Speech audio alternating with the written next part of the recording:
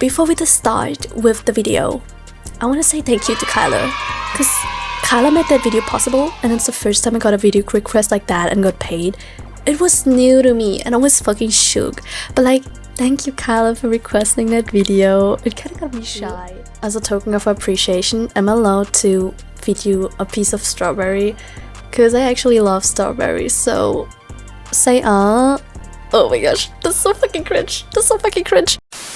So for this, we definitely will need plugins, more or less. We need the Sapphire plugin and the BCC plugin, definitely for that. Please don't mind that, I need that as a reference here at the top, so I know I'm not wrong. I want to mention that it's a little disclaimer. I'm not a perfect editor, I'm not a pro editor, I'm just trying to recreate this.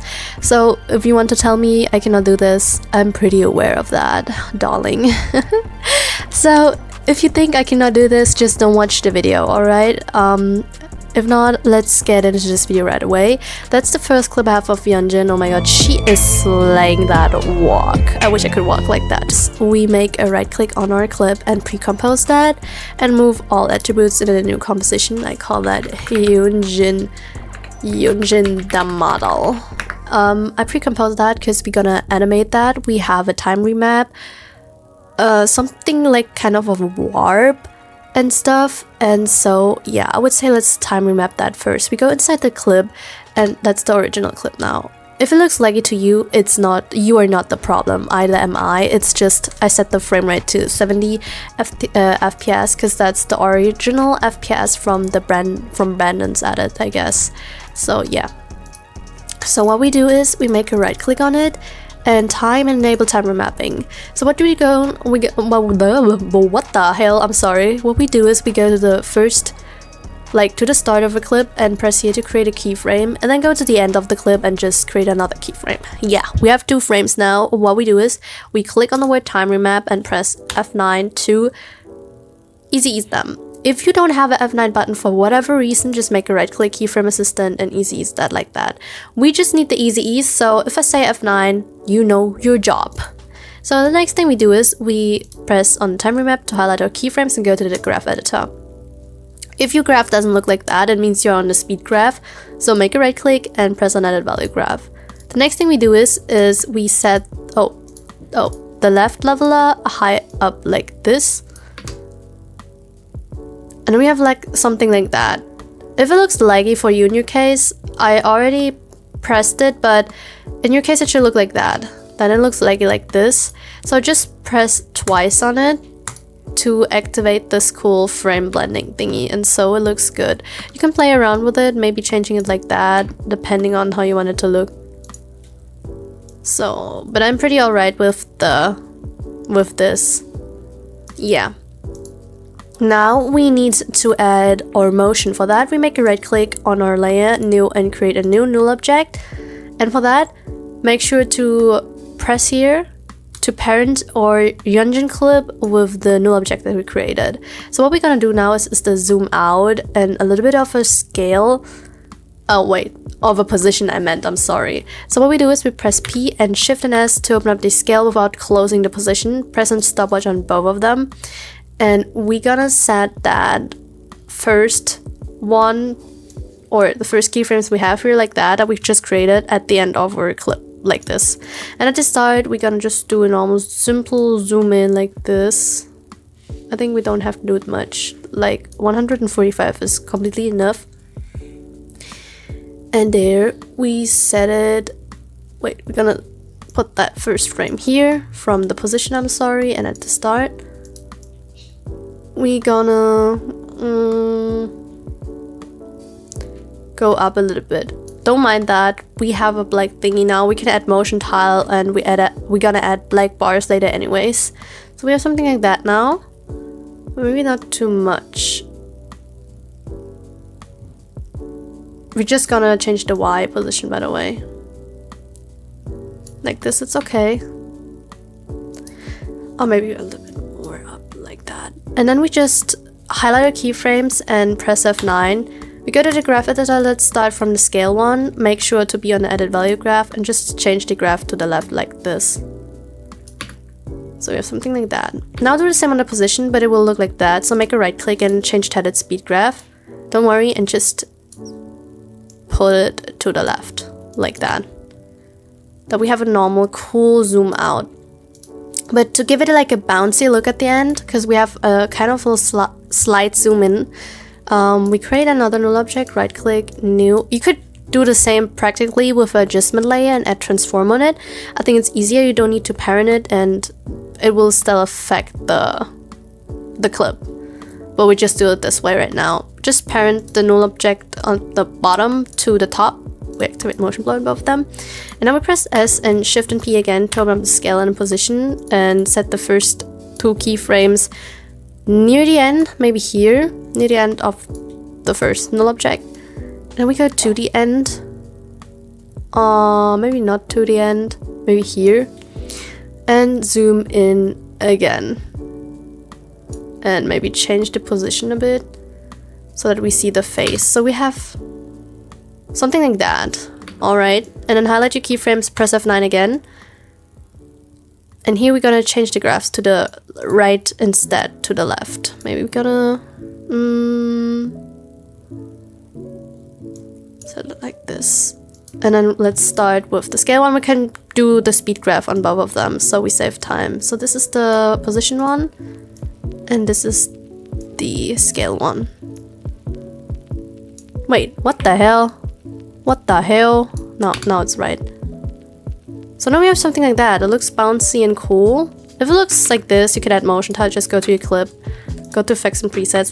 Let me save that, please, just in case. I'm so scared. Hello. Oh my gosh, don't crash. Very good. Let's save. And then search for motion tile. And just add that to your clip. Activate mirror edges. And then just change the output height. Now it looks like this. Perfect. Now we can go out of the comp. And we have something like this. So the first thing we do, I deactivate the reference for you because we don't need it right now. So the first thing we now do is like adding more to it. We press R on our composition. Let me save that again in this case. Rotation. Press on the stopwatch on rotation. Oh, I forgot something. We need to go into the comp again. I forgot. We need to add a hue and saturation. Just go to effects and presets and search for hue saturation here because it's colorless at the start. Press on the stopwatch on channel range. Press U to see the keyframe. Put that near the end. I would say in between this, and at the start we're gonna set the slider totally to the left, so it looks like this. Wait, to the left, so like this now, to the left. All right, now it looks good. Now it looks good. Yunjin, you're slaying that. Now we can add our rotation here. So here we're gonna set that to 4. And then we go a few frames forward, maybe here. I just went wide. 1, 2, 3. Like 3 frames, and then we set it to -4. And then the same amount of frames, and we set it to 0. No, that's a bit too far away from each other. Maybe we do it like that. Maybe I did the number too high. So you gotta play around a little bit. Let's set it to 3, maybe. And then -3. Yeah, this is better. We gotta add motion tile to it now as well. Add motion tile. Motion tile. And activate mirror edges. Output width and height. Make sure to not to set the numbers too high, or else rendering will not work, or it will take longer and lag, whatever. So something like that now looks good. We can add another scale now. Wait, press S to map the scale. Press on the stopwatch on scale. We set that to the maybe near end of the clip.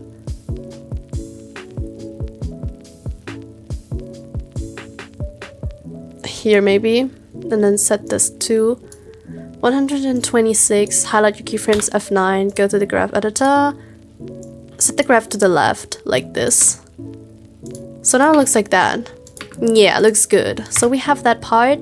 Now it's time for us to add all the adjustment layer. It will be a little bit will be a confusing part, even for me it is, and I hope I do that right. So we go to new, layer new, and create an adjustment layer, or just press Ctrl Alt and Y, or Command Alt and Y. So just remember that, because I will not repeatedly say that shortcut. I would just say add an adjustment layer. So for the first adjustment layer, we will go and add an S shake, S underline shake. So for that, I go here and cut the clip with Ctrl Shift and D, or Command Shift and D, or we can even do that shorter maybe. I make sure to put that above the one clip that is overlapping here, that Yunjin clip, and then we go and search for S underline shake. So, and add that to your clip. Make sure to add motion tile on it, motion tile. Put that motion tile above the S underline shake, like this. Mirror edges, up width and height, a little bit higher. I love to have it around 140 and 50 to 200. Now here, we're gonna play with the amplitude and the frequency. We press on the stopwatch on amplitude, press U to C keyframe, and we're gonna set that around 4.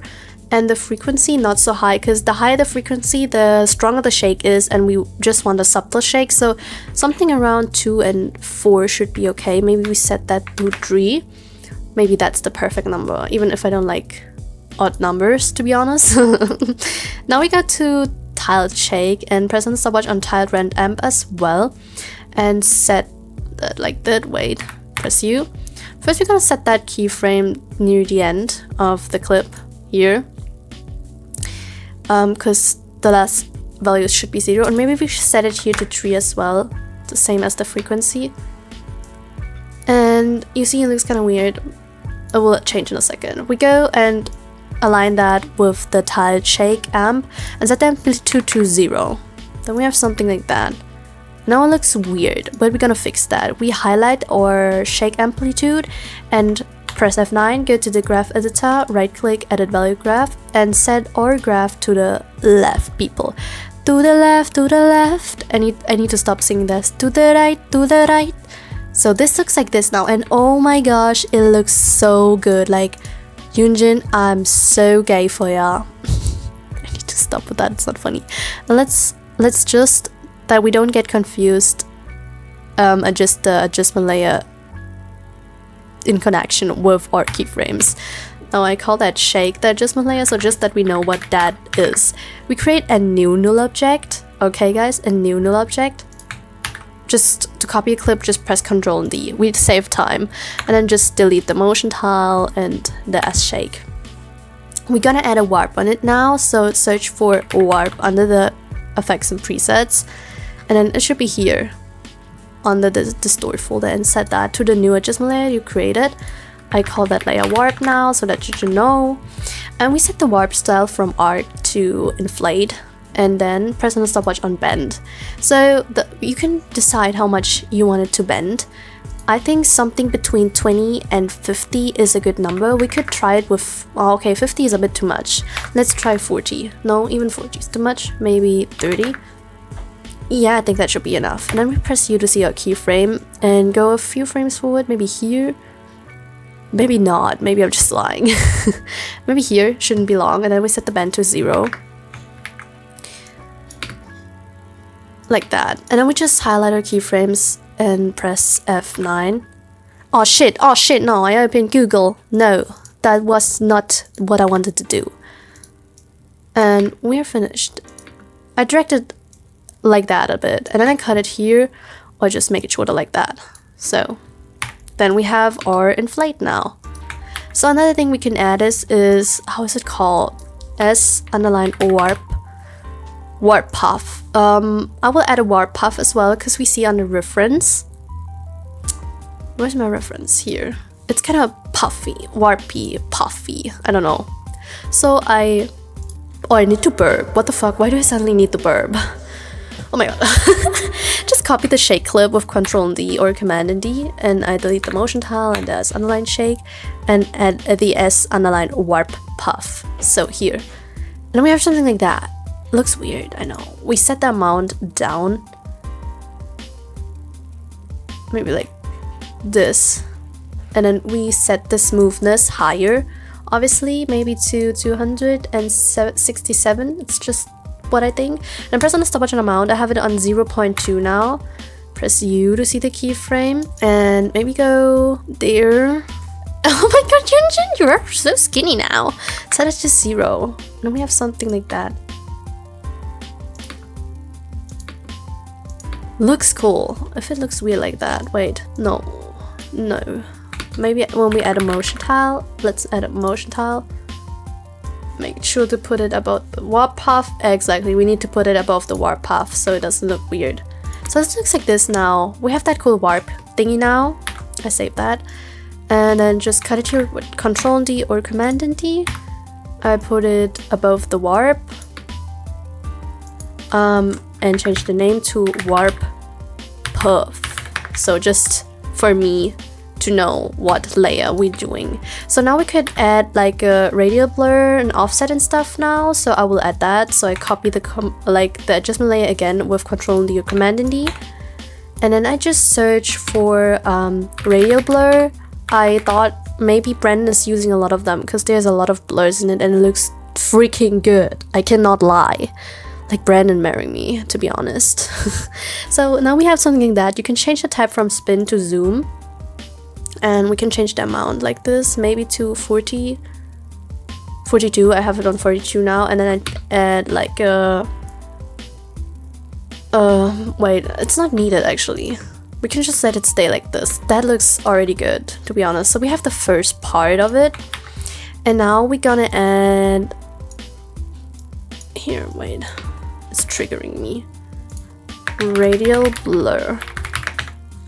So now we're gonna add, I need the reference layer now. This has like at the moment when it zooms in, we have a shake and that distort thingy. So yeah, what we're gonna do is create a new adjustment layer. I copy that one again with Ctrl D or Command Shift and D, or Command and D, sorry. And I set it at the end like that. And like that, and delete the radial blur. Search for S on the line shake. And add this here. And we set press on the stopwatch on amplitude, and maybe don't set the amplitude high, maybe around 3, and the frequency to 2. It's not supposed to be a strong shake, I think.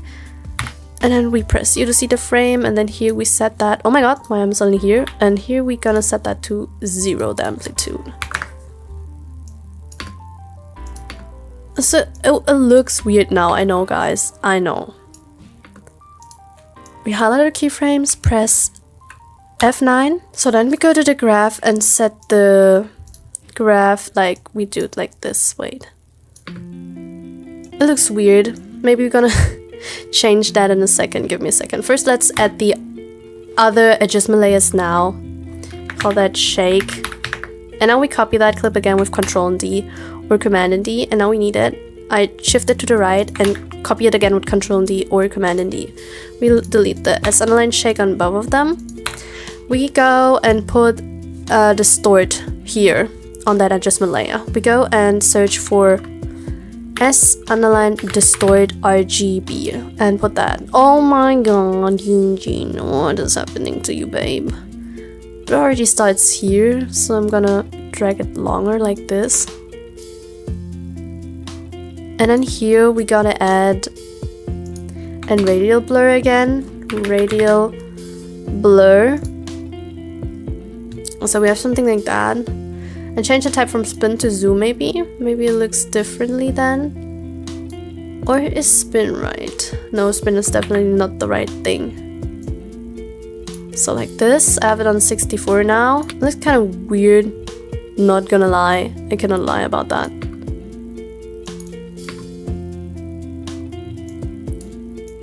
I think I did it wrong. I try my best here to recreate that, guys. Give me a second, man. So I changed the graph of the shake again to the left. I think it looks better if I change it to the left. So it doesn't look perfectly right, but I think we are not on a bad way. Maybe we can...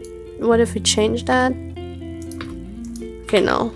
Call that radial blur and that one distort. we don't have to add distort here. Wait, we keep it and change the duration of our clip like that, of our adjustment layer, and put that like this. You will see in a second why. Wait, it looks confusing. Give me a second. I love it when everything is sorted, so please don't be surprised. So, I see I did something wrong with the distort. We gotta set it here on 0, the amount. 0. And then here in the middle on 1. And then we go to the end of the clip and again set it to 0. You will see why in a second. We will highlight our keyframes and press F9. We just need the last 2 frames. Go to the graph editor and change the graph to the left like this. So we have something like that now. Oh my god, Yoonjin, you look so creepy, child. Oh my god. That looks kind of weird. Wait, maybe we need to add motion tile. Make sure to put the motion tile above or distort RGB. Yes. Mirror edges and output with height. No, we can reset that. And now we have that as shake and a radial blur. Copy the radial blur layer with Ctrl D or Command and D. Then we delete the radial blur and add a BCC displacement. Is it called displacement? Time displacement. Yeah, that one. And then we add it to this one. Yeah, that gives the cool look. Here, that look. Yeah.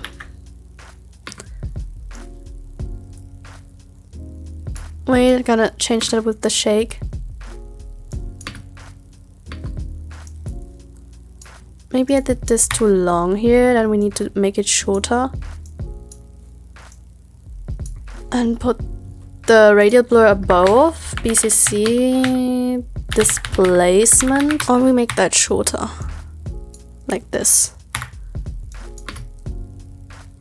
Yeah, that looks better, definitely. So then I cut it like there, that it's not confusing us.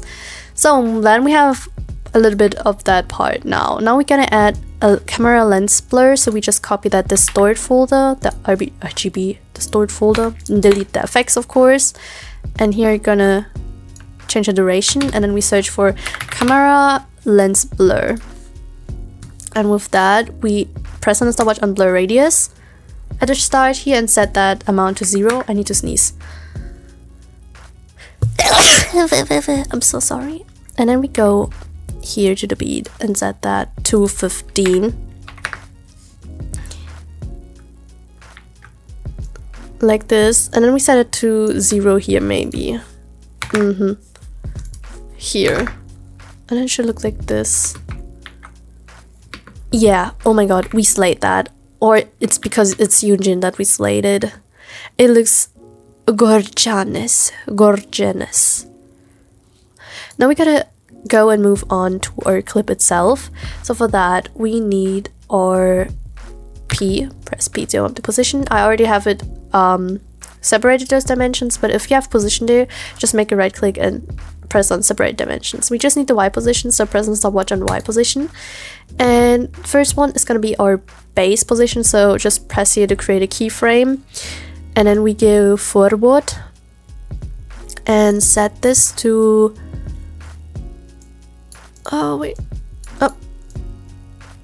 to a little bit higher. Maybe 435, like this. And we turn and highlight that, press F9, and we set the graph to the left. Right click, edit value graph, and then we set the graph to the left like this.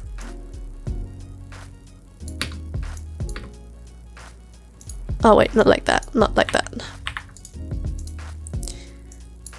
Upper graph to the left like this. So yeah, now we are kind of finished, but of course add motion tile. On this clip, motion tile, mirror edges, and output width. Don't mind this, we add the black bars later, so it looks good. And now we gotta do the exposure. For that, we're gonna look where it starts here, and then we have a zoom in, a slight zoom in. So what we do, we need to create new adjustment layers again. I'm gonna create a new one here, adjustment layer. Don't be surprised, I press on the button here to create an adjustment layer for you. I don't know, do it the way you want it, to be honest. Then I create an adjustment layer here. So, and then we're gonna cut it here with Control Shift and D or Command Shift and D. And I have here the same clip, just cut it here to overlap because we gotta change the opacity to that later. So just that you know, I already keyframed it, but I show you that again, don't worry. So what we do here is to search for exposure,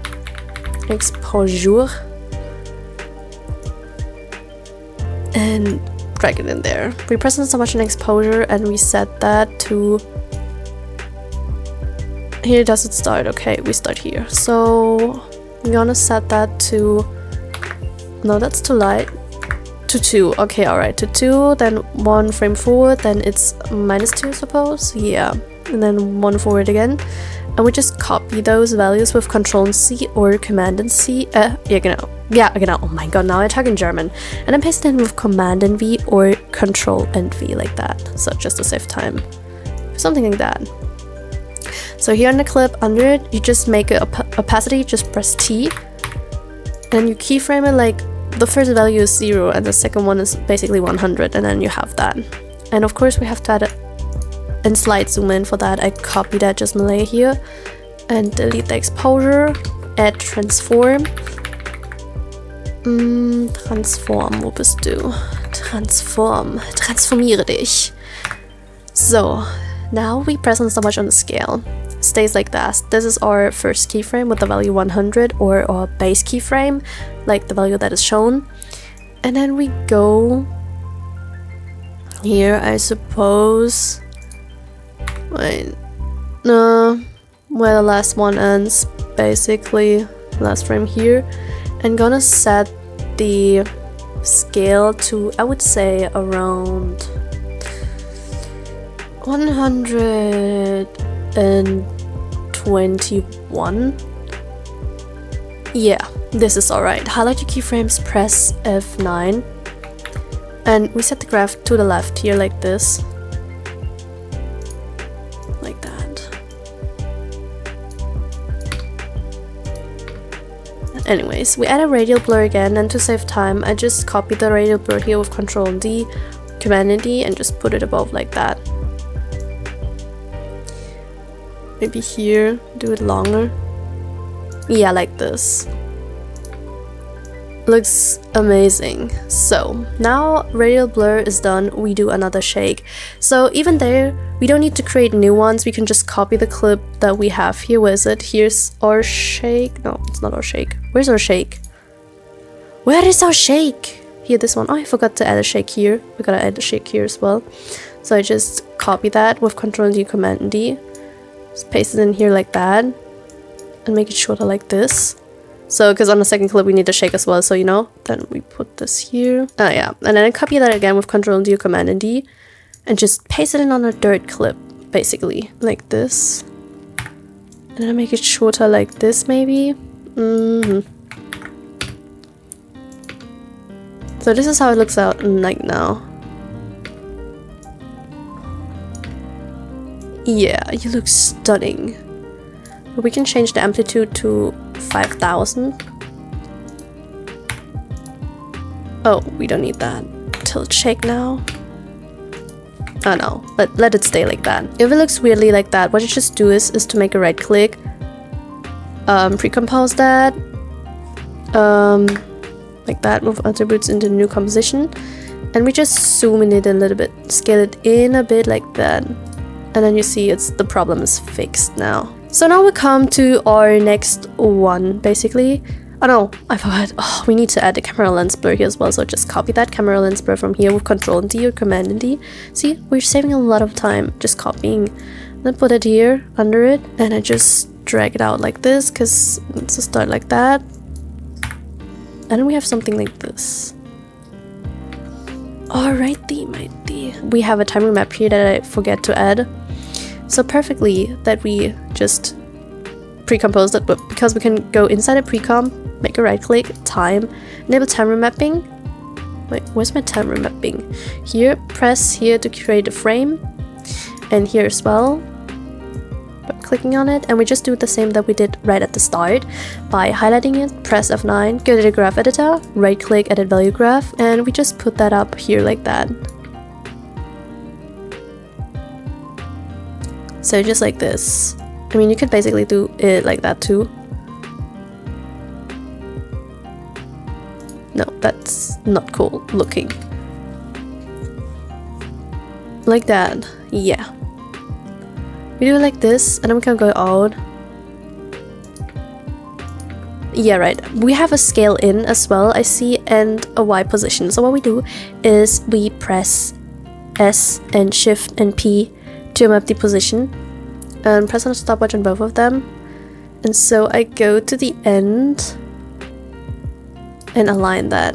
We go to the upper right corner, like this maybe. Yeah, and then we zoom in. I gotta be careful what I'm doing. We're gonna be like this, right? We just see the Chanel sign. Like this. So it means we have to... Don't we have to scan more photo? Wait, does mine look so weird? No, this should be right. And then we put that at the end of our clip, highlight our keyframes, and press F9. We set them, both of them, to the left. We start with the position one first. Right click and edit speed graph, and we set that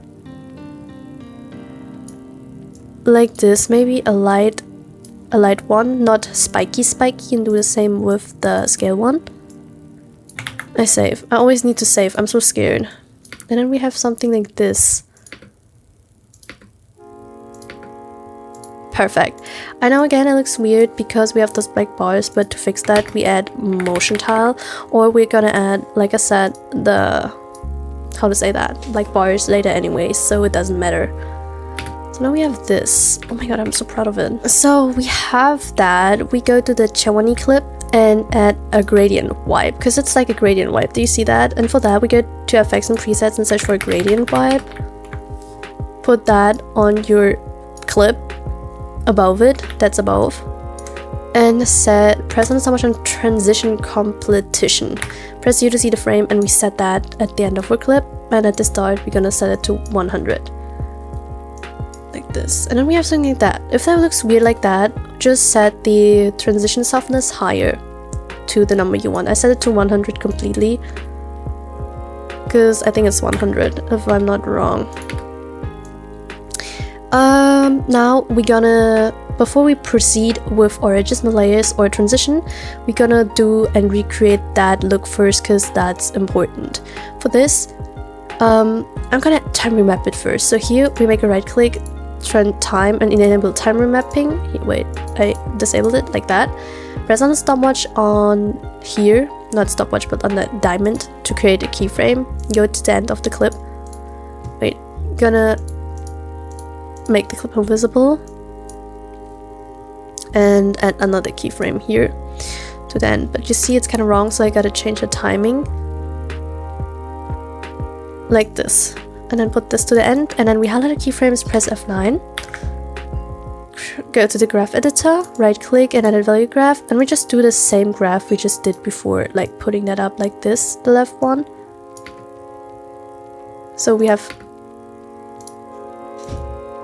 maybe more to the left, like this. Alright, so now we're gonna do the look I showed you. For that we need to copy our clip twice, but we're gonna do that now. I copy that once first with Ctrl D or Command D. So what I do is, we don't need to perfectly mask it out, the left one as example. We just press pen tool, the pen tool wheel, or press G, and we just make a rough mask around, but make sure to mask enough of it, like this. Gotta look if all of that movement is enough. Okay, luckily tier 1 doesn't has a lot of movement, and then we have something like that. Alright, should look like this, That's good. Perfect. We press P to warm up the position and change the position to the right. Like this. And then we press F to open up the feather. Set the feather high. And you see it looks like this. Now we gotta press S, of course, and change the position and stuff. Don't worry, I know it's behind Chewan, the subject. We will do that in a second. Don't worry about this. Change the feather a bit down. And now we're gonna do this the same with the one on the right bottom corner. So copy the clip with Ctrl D or Command D. Delete the mask by pressing M and deleting it. Oh wait, no, bottom clip here. Ctrl D and now how do we put that behind Chewan or subject? So it's pretty easy. We just roto brush it. It's not difficult, so I'm not gonna explain a lot. I just tell you the basics. So important is you go to the start of your clip, make a double click on your clip, and then press here. That's the roto brush tool. And now with the left mouse, you select everything that you want to roto brush. I tell you in a second what this is, this arrow. And by holding Alt, wait a second, by holding Alt, you deselect stuff. So that's basically it. If you get a message like that, a mismatch, you gotta go to your comp and change the FPS of your comp in the composition settings. So it's like the road composition, change the FPS frame rate to this number. So I'm gonna change it to that number now. Alright. And now it should work. Please, can I at least save my work like that? Okay, now it worked. Now I show you everything that's inside of the purple circle is selected. So you see, we're gonna deselect everything now. And you see everything inside the purple selection is our subject that we masked or will be seen. So we just do like that. And if you have the first mask, you can basically press freeze and it will save the silhouette you see. So we save a lot of time with that, with the roto brushing. I told you I will not explain the roto brushing, but at the end I did it again. I'm so dumb. Anyways, we can go out of the layer now. And we have roto brush now. It doesn't look perfect, but that's alright. We can change the settings. I mean, they should be changeable here with the feather. Set it higher. And you see it gets smoother. Looks better, right? Can do shift edge and stuff. It doesn't need to be perfect anyways. It just needs to be behind the subject. So what we do is we put that clip above every mask like this, so it looks good. And then copy the roto brush layer, put that one on the bottom. And delete the roto brush. So we have something like this now. It looks good. Of course I gotta change the position of this a little bit. So here, like this. And now we have something like this. Looks kind of funny. Now we press T on both of our masks, obviously, and change the opacity to a low number, maybe to 37. 37 should be good. Alright. Now we have what we need. That looks good. Of course, right now it doesn't look soupy doopy because we don't have any effects added on it, but we will do that now. So let's move on to our adjustment layers. So the first thing I saw and noticed, because it's my all-time favorite effect, I loved adding that to my edits, is adding CC white time. If you don't know that effect, it delays your edit and it looks super cool. So we create a new adjustment layer and make sure to put it here like that and cut it with Control Shift and D or Command Shift and D like this, so we can always extend it later. I have it like this, so it goes transition from that gradient wipe to the main clip. And then we go and search for CC white time and just edit. You don't have to change any settings, but it looks really cool. It makes the transition more seamless and look cooler because we have two different Chewan scenes here, so yeah. Next thing we add is a warp, so we just copy the adjustment layer, we just choose the bottom one, delete that, And I adjusted that it goes to our second clip, I suppose. Yeah, if I'm not wrong. Wait, let me cut it here with Control Shift and D or Command Shift and D, because we don't need that much of that clip here. Oh, I mean, no, just add it. Maybe we need that later, I don't know. my fault, I'm sorry. So here on the top, bottom one, we search for warp. And we change the warp style from arc to fisheye. And then we go here at the start, press on the stopwatch and bend. And you can choose, let's go with 100. Let's do it full on. And then go here where you want the warp to end and set it to 0. And we have something like that. Of course, we gotta highlight it and press F9, go to the graph editor. We choose this one here, maybe? Wait, no, that one, maybe.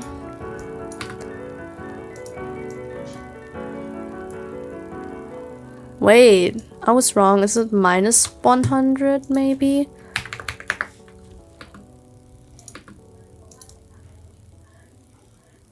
It does look like a warp, but it isn't a warp. Why does it look...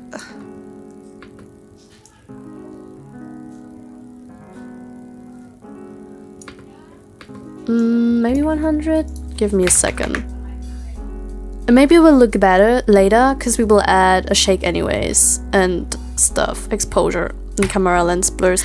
You know, I forgot that. We can just copy the one from the befores here. Where is it? Here, as shake and lens blur, we just copy both of them with Control and D or Command and D. And just edit like that. You know, that's how fast it works, guys. So, we just do it like this. And do the shake like that. Wow, we save a lot of time. And this is how it should look like now.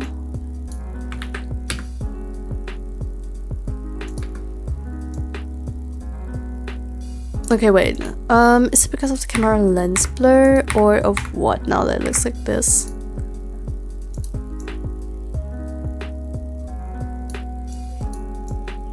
Maybe I should... No. Why do you look weird, honey?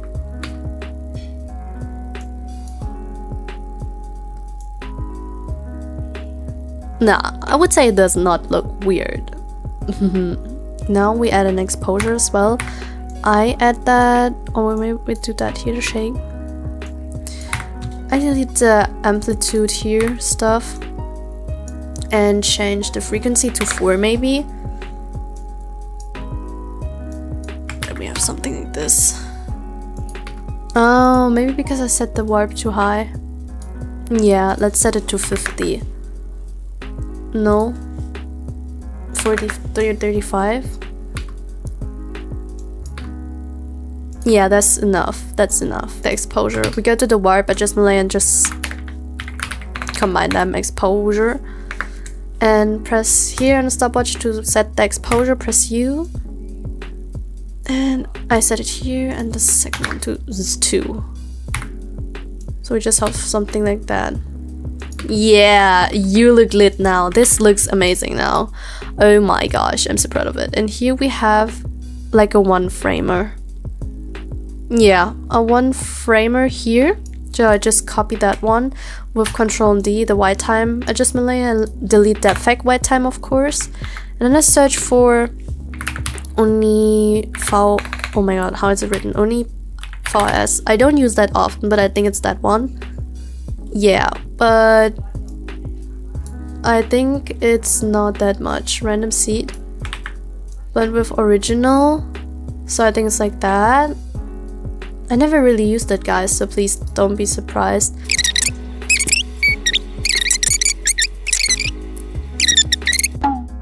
Here we just go and press on the stopwatch, blend with original, press U, and we're gonna keyframe that to 0. Like that. And then start on 100. So it's going fast. Usually we do not have to do that because it's a 1-frame anyways, but yeah. Anyways. Maybe we gotta change it later. And we have a vignette there, so I just copy that adjustment layer with Control D or Command D. Do like that.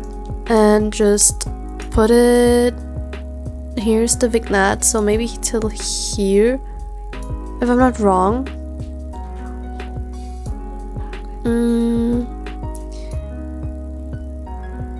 Maybe till like this, and then we go and search for S unaligned vignette, because the vignette comes here. Yeah, perfect. That's perfect. And now we gotta make our clip here visible, because now we need that clip. Now it's gonna be interesting. So where does it start? Here.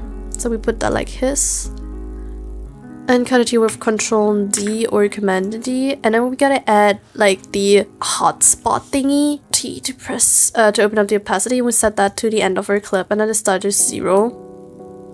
And then search for S unaligned hot spots, and then we're gonna press on the stopwatch on threshold, and at the start the threshold is gonna be on 0. That's gonna be at the end, I'm sorry, and we're gonna align that with the opacity one. We're gonna set it to 2. 2 is enough as well. And then we gonna have it like that. What we do is to create an adjustment layer again, but to save time, obviously, I just press Ctrl D or Command D, select the, oh my god, I needed verb, I'm sorry, and selected an adjustment layer.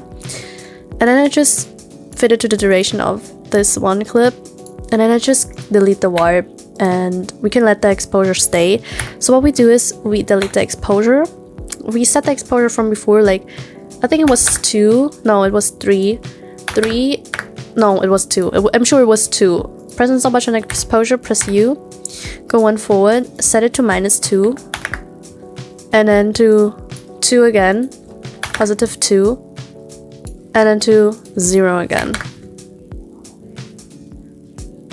Like that. Then we added BCC displacement, time displacement again, like before. So the next step is to add another adjustment layer. Control D or Command D, put it above our clip that it has the same duration, and delete the exposure and time displacement. And then we search for transform. We can do it with null object too, but I show you that with the transform layer now, because yeah. So we go a little bit forward here, and I need the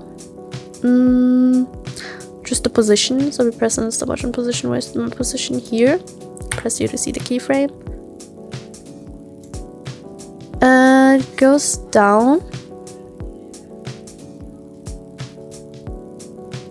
Maybe like here, and then we change the duration here.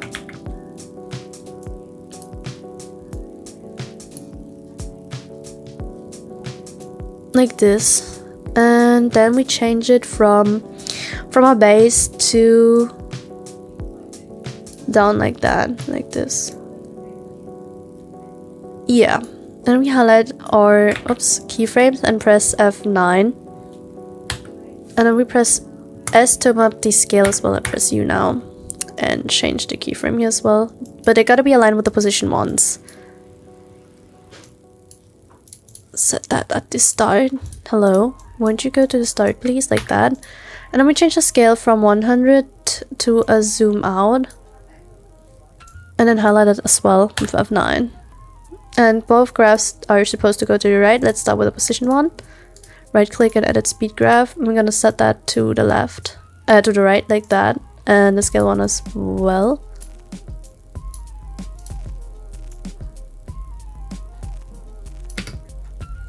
So we have something like that now. I know it looks weird, but we'll change later. So we go to that first clip and add motion tile.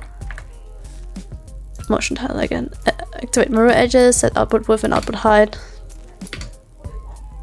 So we have something like that now. One, copy that adjustment layer, delete this and that, and add a warp. Now it works. Change it from warp style arc to fisheye, and press on the stopwatch on bend. I'm gonna set the from 0 and go forward and set it to 70. It's gonna be at the end, I'm sorry, at the end of the clip. 7 minus -80 maybe. No, that's too much. I would do -60. Yeah, big brain share one. Then we set it like that. Like this, exactly. And then we highlight the keyframes, press F9, and set the graph to the right, like this. Wait, I make add right and then add a value graph, and then set that up like that. What? Do it like this, I'm sorry. No, no, no, you don't want it like this? I do it longer now. Why does that look so fast? The hell?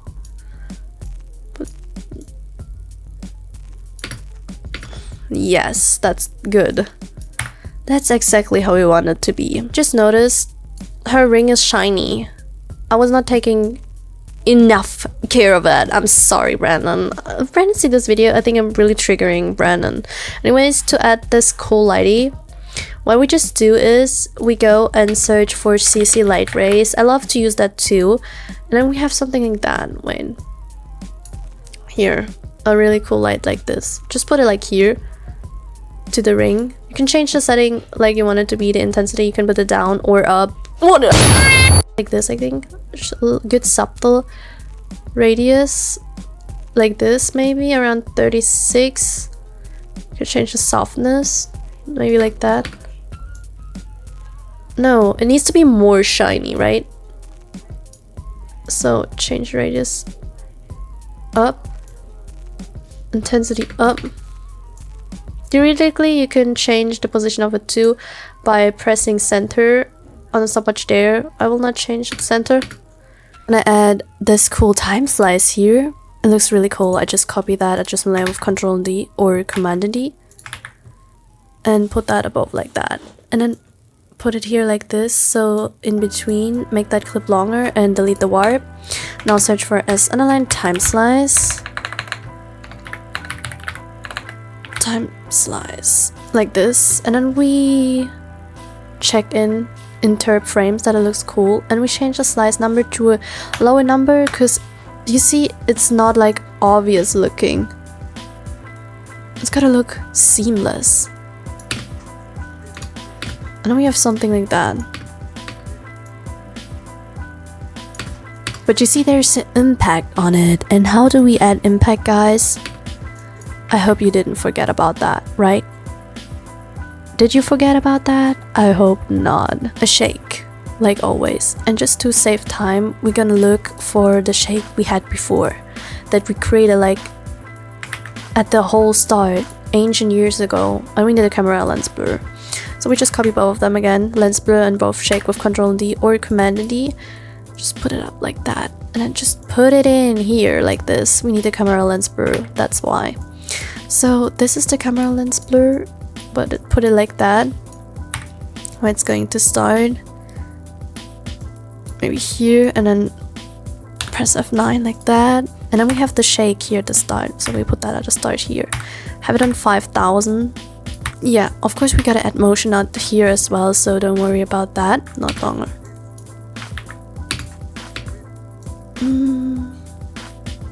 Add a motion tile here. Activate mirror edges, set output width and height higher.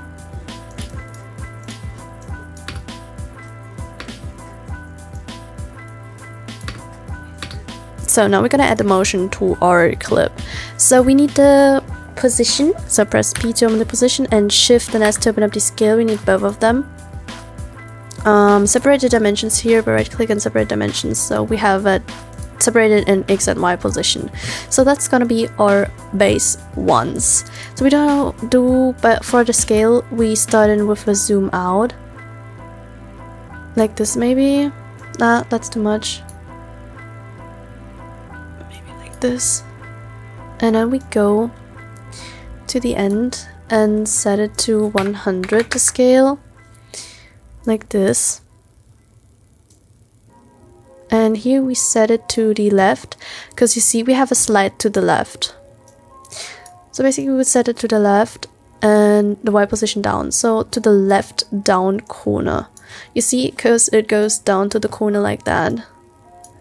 So just copy that like this, like that, and put this to the end, and then we highlight all of keyframes and press F9.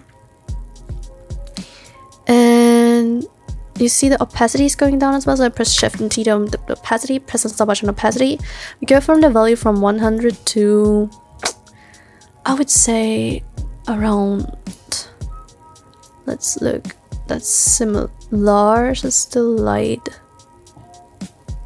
50, I would set it around 50 and put it at the end and highlight that with F9. Then we have something like this. Looks weird. We're gonna do the graph to the right here. We're gonna put them both to the right by the added value graph, like this.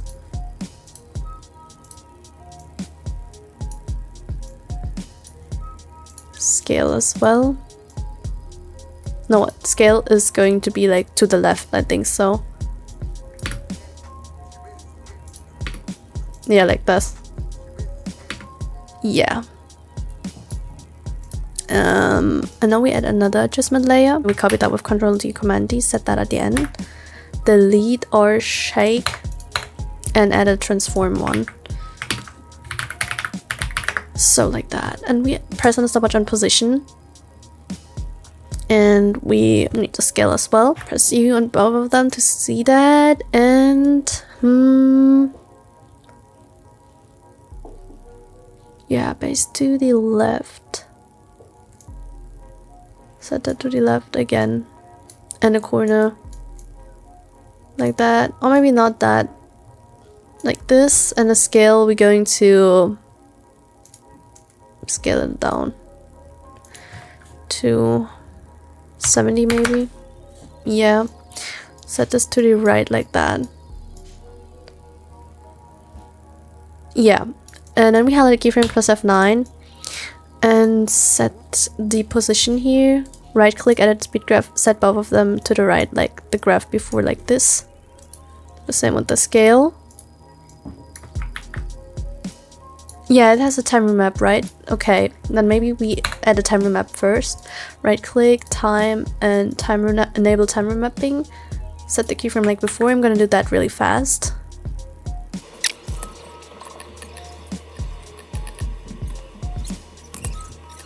Okay, I decided, I think I will just mask it out. Otherwise, I'm struggling too much here, so I'm just mask it out like that. And press F to the feather and just do it like that.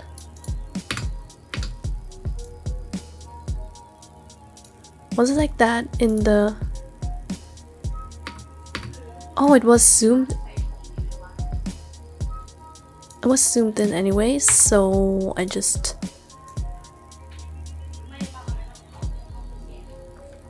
zooming in like that.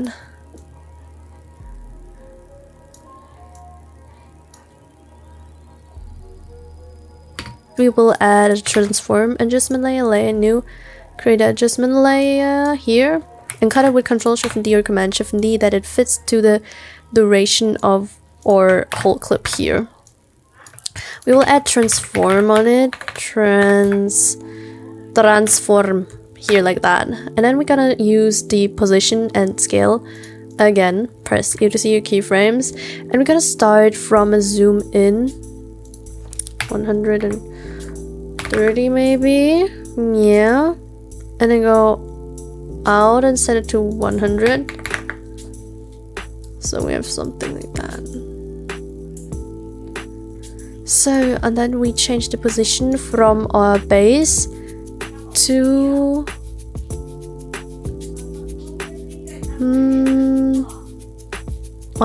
cut it, put it back like that.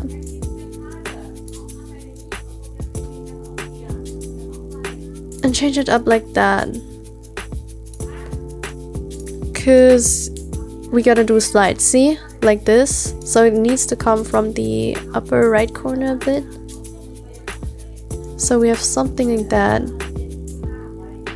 Highlight your keyframes, press F9, and we set both graphs to the left. Let's start with the speed, or we do it like that, add speed graph to the left, like this.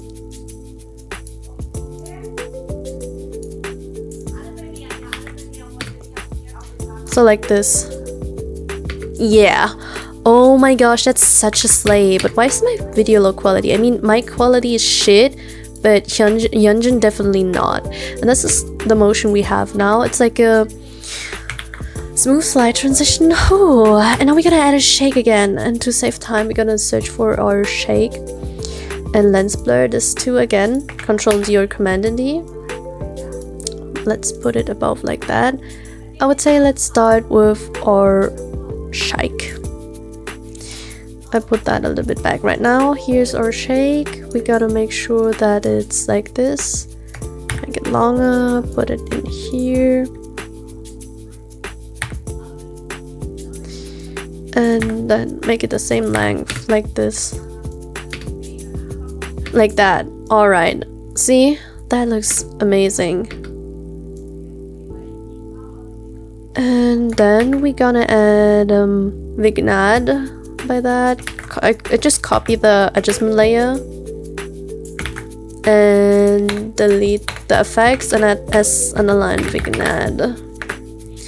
Then we have like a Vignad here. We need the camera lens blur now. We gotta put that here and start it a little bit before, like that. Gonna start it like here, and then it should look like here, like this. And then we gonna... Let me turn off the sound, please. After that camera lens blur, we add and transform again. So copy that adjustment layer with Control D or Command D. I think I need a Control and Command and D counter, really. I need that, or adjustment layer counter. So we gotta put that like at the end, like this. Maybe, and add transform again. Add transform. All right. Add that shade, and now we're gonna press on a position here, press P to up the position, and we need a scale as well. So press on the stopwatch and scale. I need the reference layer again for me. Yeah, because you see we have a zoom in. I don't know, is it here? Am I dumb? Yeah, maybe it's here. Oh, it's here. I think I'm tripping, guys. Anyways, we will see that in a second. Press U to see all of that, and then we scale in from our base. No, 140. Like 100 here at the end, and 140 is the base.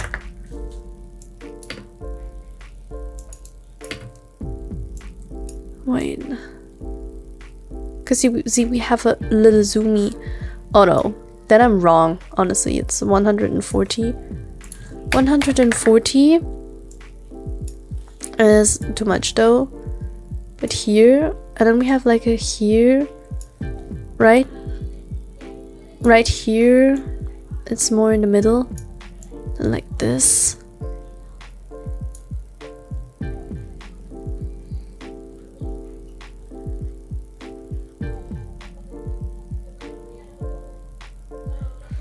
And then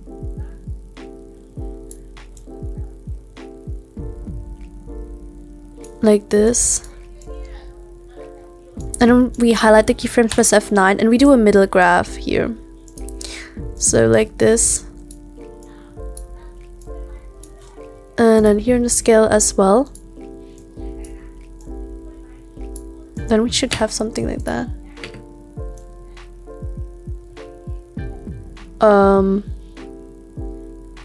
No, wait, I don't understand why it's like this. 100, I'm sorry.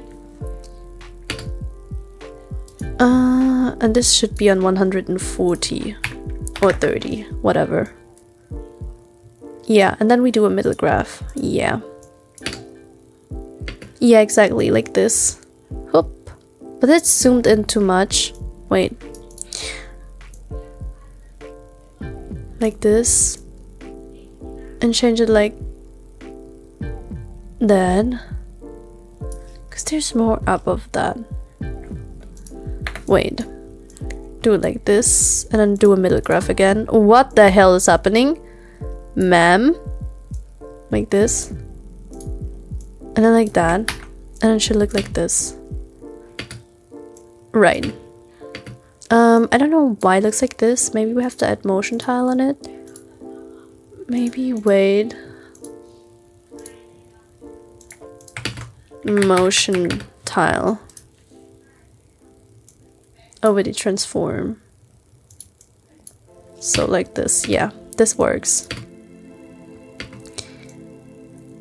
And then we have a zoom in here, so we gotta copy that adjustment layer with Control D or Command D. Cut it here.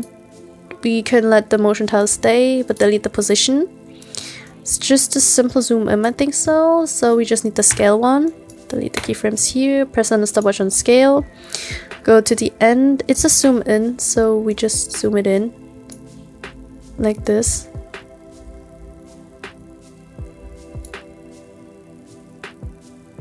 Here, and press F9, and we set the graph to the right like that.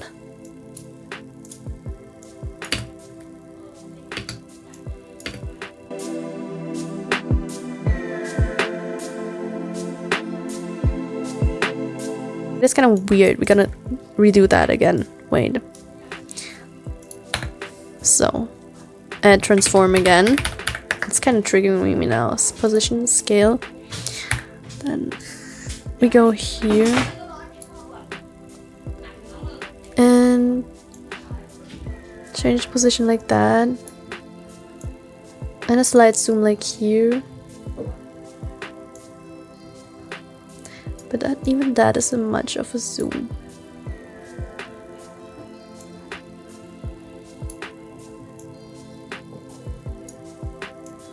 Just do a middle again.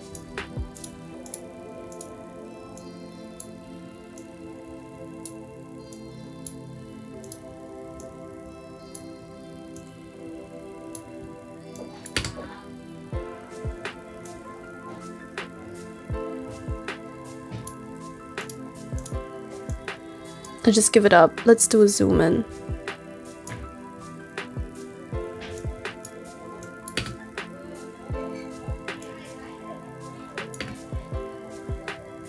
Like that. Directional blur and radial blur again. So I copy the clip. And add... Wait, did I accidentally do something? No, okay. And I extend the clip a little bit. And a directional blur.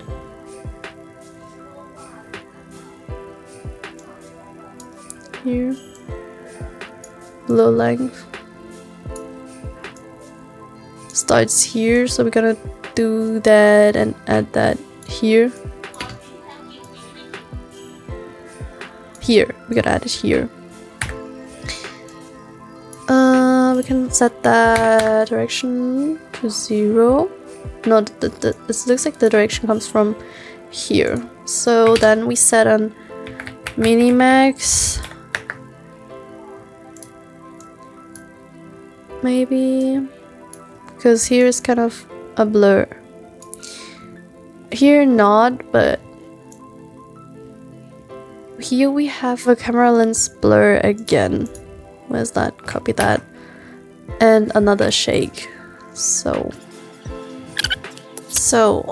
and here we gotta add a shake again. Because there's a shake again. Where are my shakes? Here. Control D or Command and D. Put it here in like this.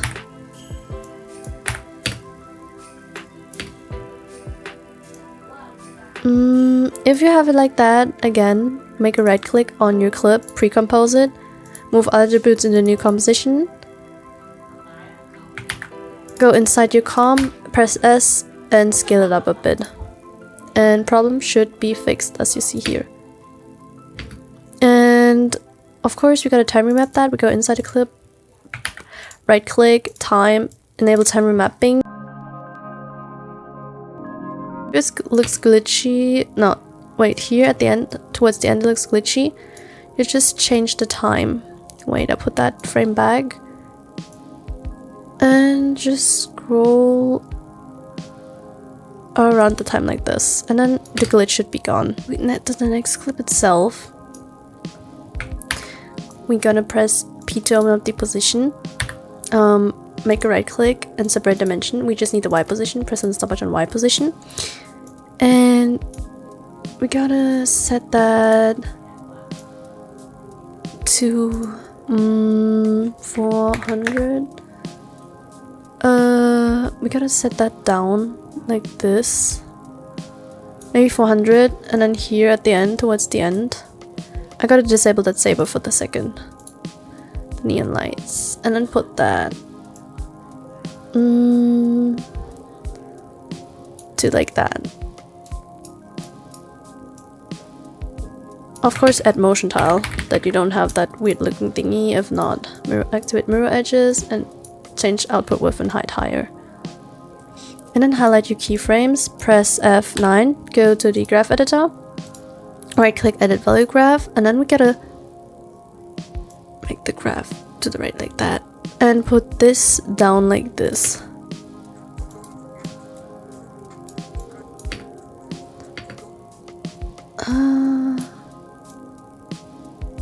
Put it to the left like this.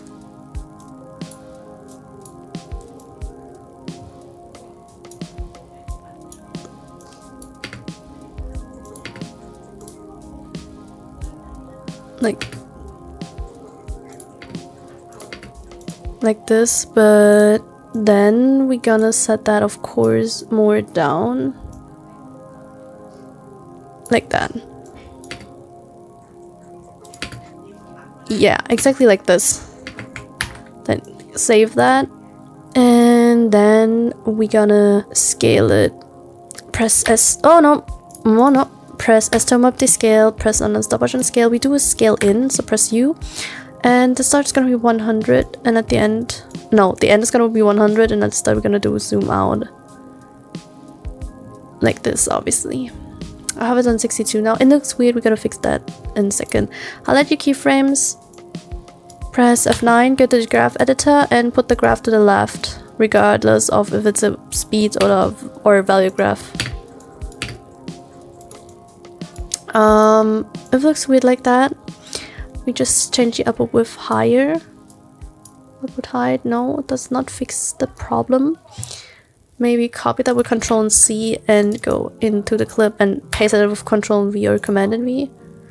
No. Oh my god! Oh my god, what did I do? What did I do? What did I do? What did I do? I'm just looking here if something might be able to help me. I don't know why it looks bugged like that. If you know that, tell me. Maybe just zoom it in a little bit. Yeah. And then we search for offset. Put that into the clip. And then I change the center a bit. Like this. Wait, why do we suddenly two Yunjin heads? No. Okay, we just let it stay like that. The Y position. Okay, now that looks kind of weird. Wait. Her head needs to be up. I see. And oh, it's because we have that. So like that. Now it should be fixed. Yes, it is fixed now. Like that. Alrighty, and now it should be fixed, right?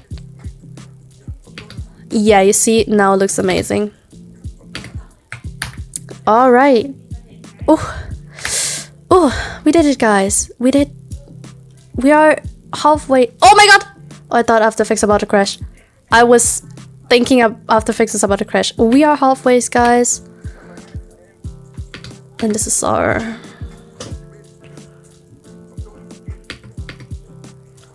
Bro, we did like 4 seconds of the edit and it took us 2 hours. Oh my god. So here we see we have it overlapping somehow.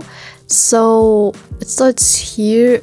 I don't know why this is not as glowy as the one above. Maybe there is some kind of glow in it. I had my clip invisible, so I made them visible now. First, I'm gonna scale the clip in by pressing S, open up the scale like this. But you see it's kind of we don't see Yunjin anymore, and that's not how it's supposed to be, so I think we have to change the mode. So if you have an older version, there should be like something here down there that you press and then you get this mode, but since I use the newer After Effects, everything is here. So we change the mode. I think it may be lighten, yes, you see, and then it should overlap like this. Wait, this is the same clip. I'm confused. So, and then I cut it with Control Shift and D or Command Shift and D. I think I accidentally, it's from the same clip, but they should overlap here. And I cut it with Control Shift and D or Command Shift and D, and just put it back like this. And then it should go and overlap till there. So we have something like that.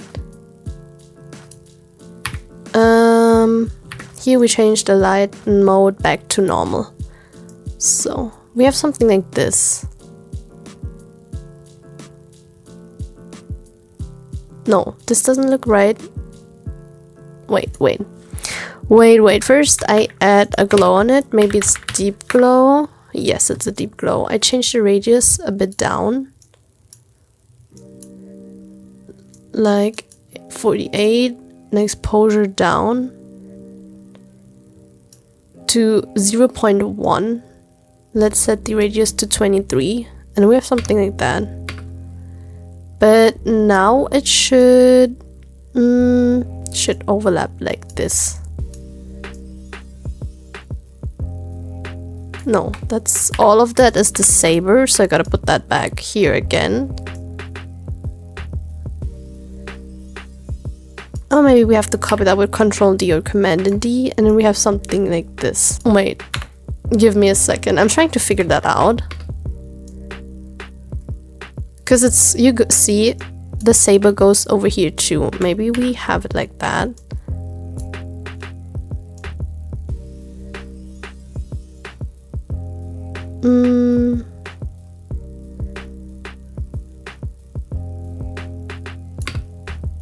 Yeah. I think this looks okay. It looks weird when it's not fast, but if you play it fast, it looks normal, I suppose. The darker part is already playing here. So we gotta cut it here with Control Shift and D or Command Shift and D. And put that, oh no, I was right, I'm sorry. And then we go and search for gradient vibe. Because we're gonna use that here, you see. We press on the stopwatch on transition completion, then press U, see the keyframe, set the start is gonna be 0, and then we set it to 100, like that at the end. Where does it start?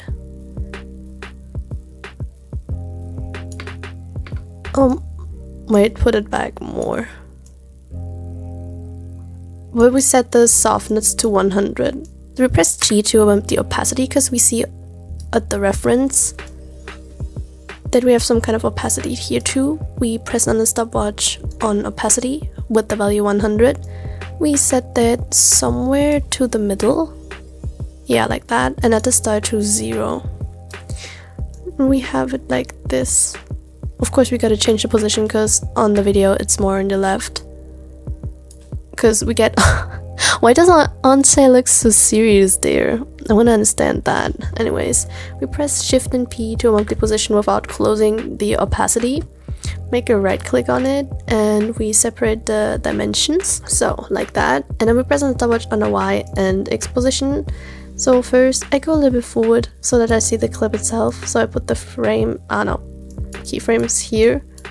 We're gonna reposition that, of course, like this. It's on the right, the clip, and zoomed in. So like this maybe. And then we press here again, Shift and S to move the scale, press on the stopwatch and scale. Scale it in, and now change it that it looks like the reference, I suppose. Does that look like the reference? I think so. Then we put that at the end. At the start, I mean. And we go to the end of the clip. Let's just do near the end of the clip. I will change the opacity of that ONJ clip for a second so that we see how it looks like. And then we press, you know, and scale out. We will see in a second why. Then put the position up like that. And put that like that. Up like this. Wait, I'm trying to figure it out more to the right. Okay, wait. Give me a second. Maybe scale it in a bit. Never mind. Like this. Then we put this at the end. Highlight everything. Press F9. And then we gonna start with the X position. Make sure that you right click at its edit value graph, and we set the graph just to the left like this. And let's do the same with the Y position. And do the same with the scale.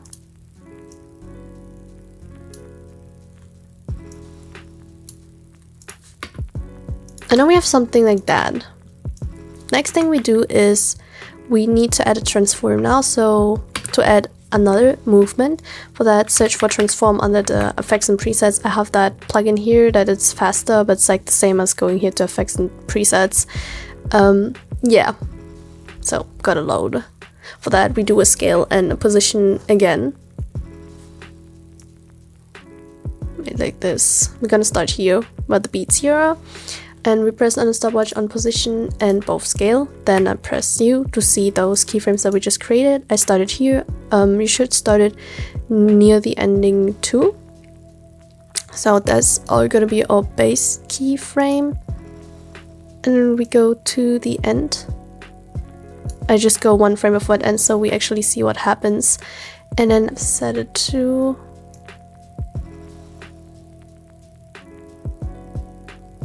out, but then I gotta change that scale here a bit, and then we change the position.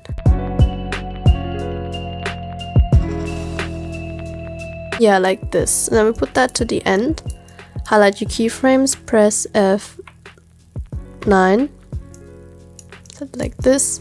And we set that and make a middle graph. Let's try it first. Right click and edit speed graph. We do a normal middle graph like that. Put that like here. And then we do that again.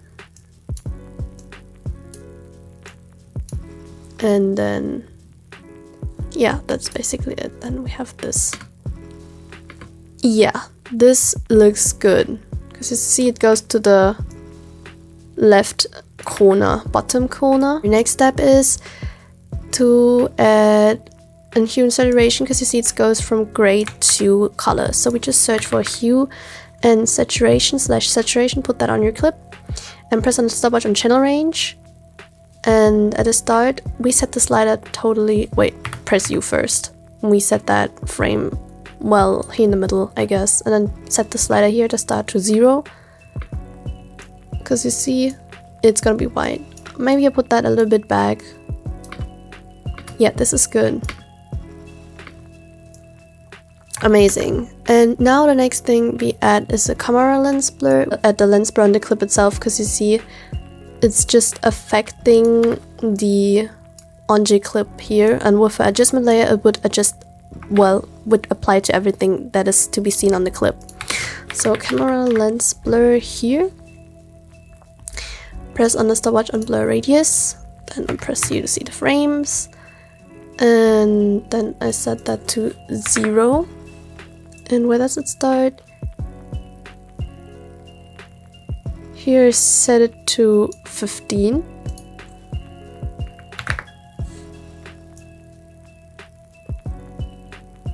I don't know why it looks so glitchy like this. Maybe I just add a time remember about that.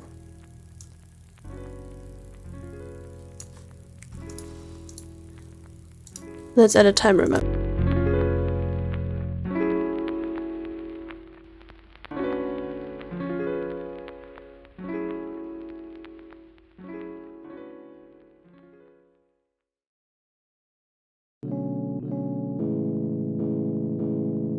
add a null object.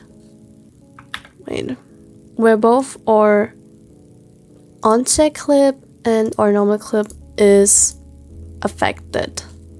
So we got to layer, new, and create a null object. And I put it above them and press Ctrl Shift and D or Command Shift and D.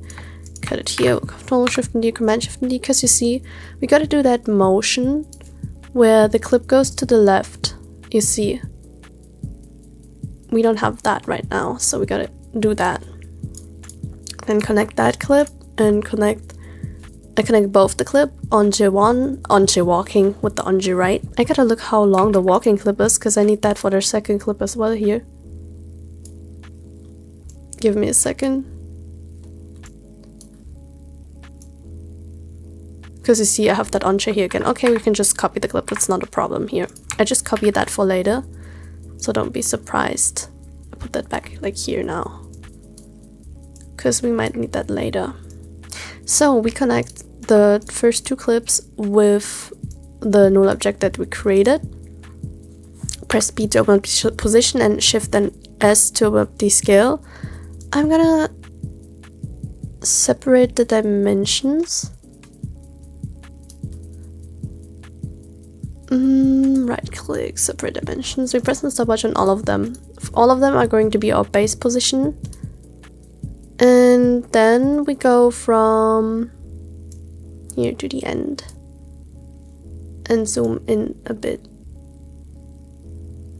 I think 111 is enough. And we're gonna put this a bit to the right, like this.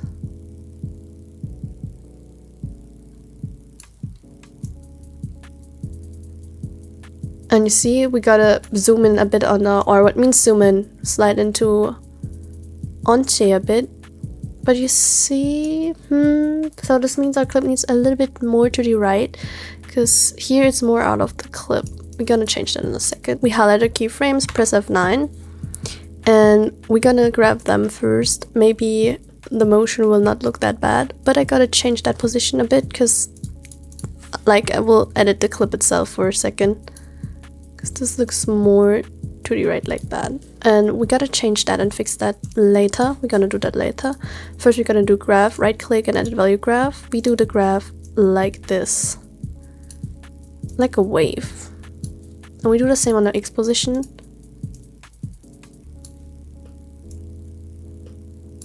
And then do the same on the scale. It's the same, just the other way around. Save that.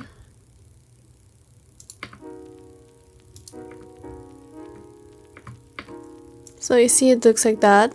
We gotta add a time slice on it, of course. We gotta fix that because the position here doesn't look right. Wait, I put this a little bit to the right, and I play with the normal position and X position, not with the transform one. So gotta change that really quick and scale it in.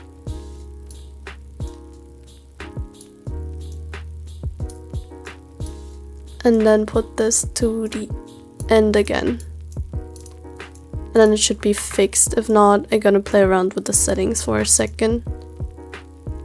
Yeah, this is perfect. After this, we make another shake one. So we copy the clip with Ctrl and D or Command and D. Put that above the null object.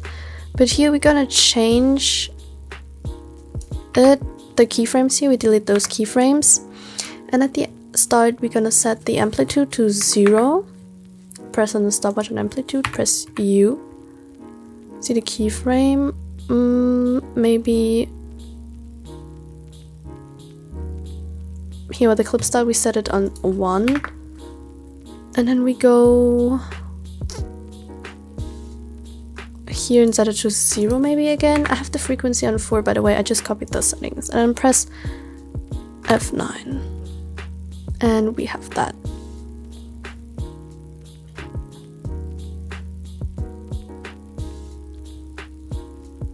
So we have a shake here.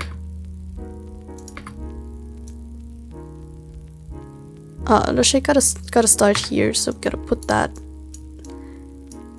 here. Wait, like that.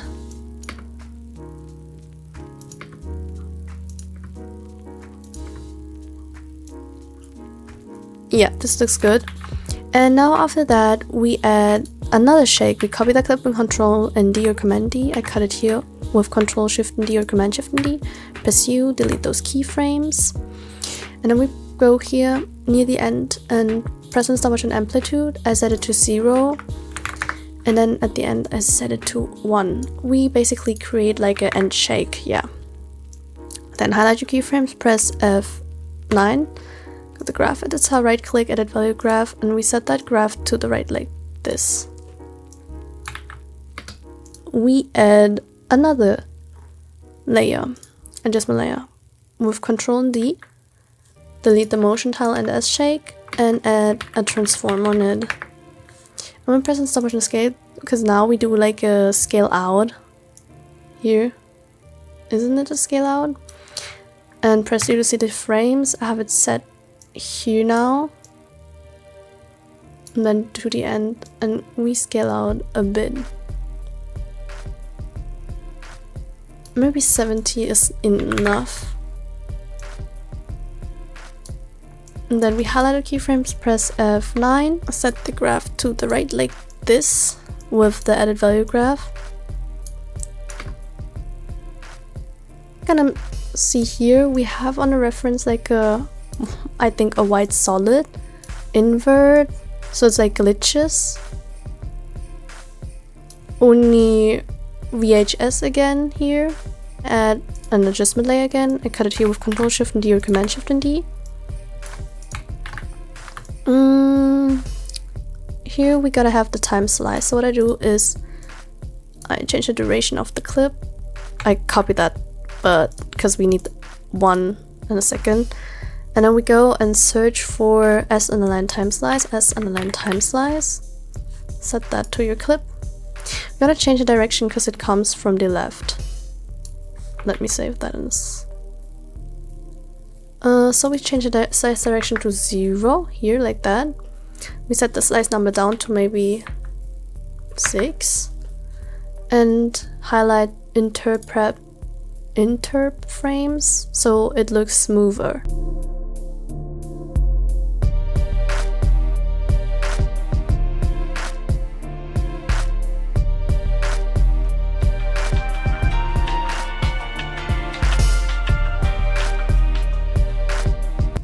So here we have a uni VHS, so I gotta add an adjustment layer, a new one, with Control and D. Oh, my throat hurts really. And then delete the effect as underline vignette.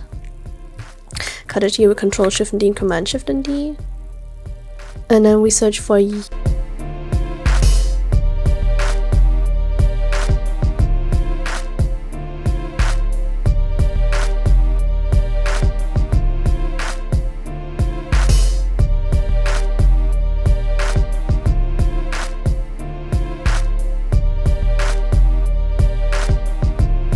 it's time to move on to our next part here.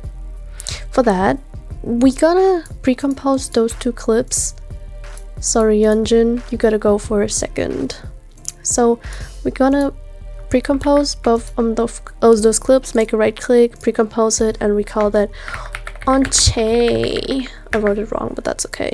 And make sure to move all attributes in the new composition. I forget to add the white solid layer. Oh, invert. Okay, we gonna do everything. Chill. We're gonna do that now first. We go inside the comp and change the opacity of the clip first of the upper one, upper onche.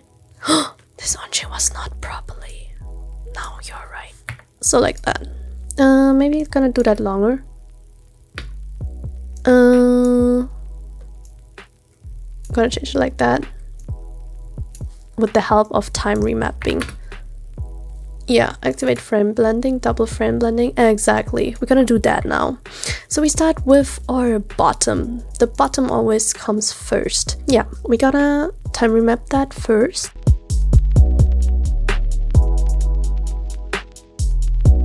Graph is on the left side, right? Yeah, we're gonna zoom it in So I change the position of it for a second that it fits like the preview does. So we have like this, looks perfect, but if there's a glitch like this, where was it glitching now? Wait. Here, gotta remap that again. Like this, put it 1 frame back, and now the glitch should be gone. Alright, the next step is we go to I cannot pronounce her name anymore. Ante, right? And use that clip. We press T to move the opacity, and press the stopwatch on opacity. And we set the opacity here, we have it on 100, and set it to a low opacity, like here, maybe to around 50. And wait, I press P to change the position, because it must be more on the side like this. And T again, and then I highlight the keyframes and press F9. So we have something like this now. And I make a right click, time remap, enable time remapping, gotta deselect it again and select it. Press the stopwatch on this, and then go to the end, set another keyframe, and remap it like that. Bro, I swear, when they don't stop writing now, I'm gonna kill myself. Anyways, highlight the keyframe, press F9, go to the graph editor, right click, edit value graph, and we set the graph to the left. I gotta talk fast. I don't know who's gonna write me, what kind of emergency is happening here right now. So we have something like this now. And now we add a camera lens blur.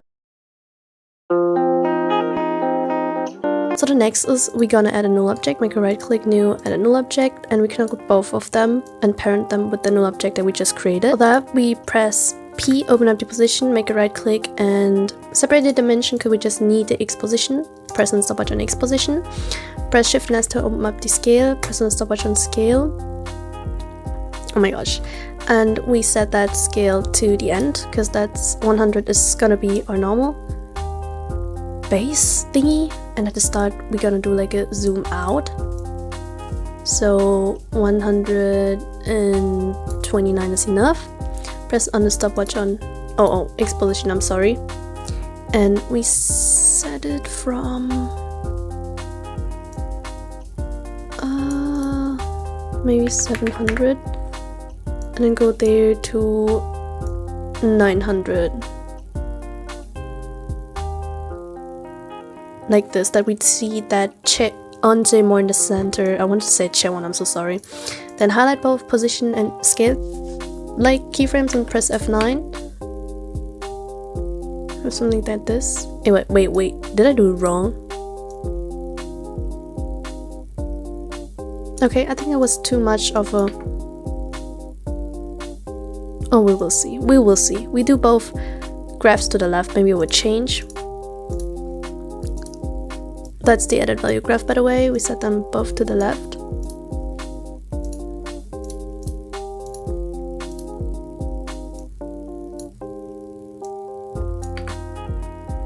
This is how it looks like. Oh my god, it looks amazing. It looks good. And now we are finished with our pre-composition. We can basically go out now. Just here. By 1 framers, I'm gonna do that. I don't explain 1 framers, you can watch me doing this.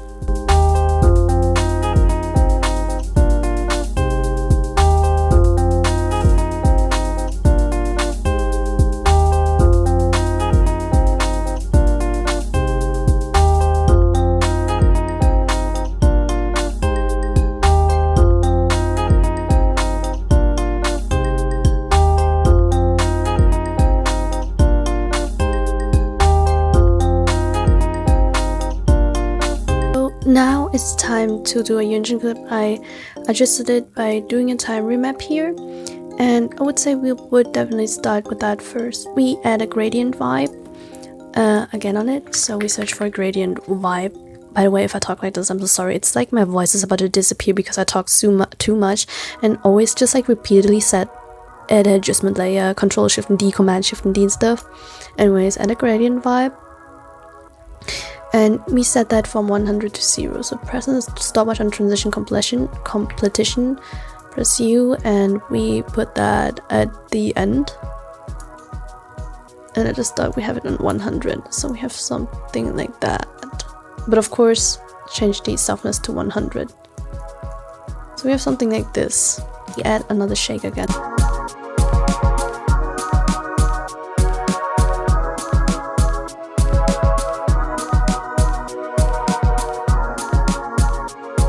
Ask myself why we don't see anything of our clip here.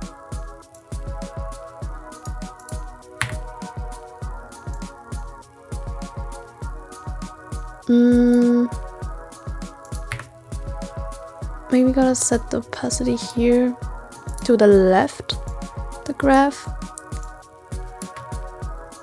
Yeah, like this. We have to set the graph of the opacity to the left because I was surprised that we don't see anything of my poor girl Anche here on the left. Yeah, gotta change the duration of that a bit. Yeah, like this. I set it more to the left.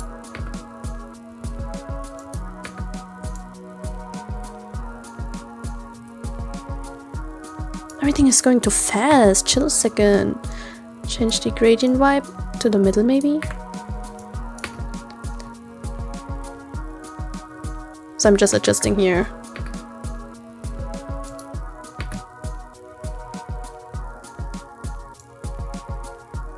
Now it looks better, yeah. So, and now where was I stuck? I forgot. Yeah, camera lens blur. We have the glitch here. Maybe adding another shake. Here's some kind of overlay, like a scratch one, or how did it call, film burn. I don't have one with me right now. I'm gonna add one later.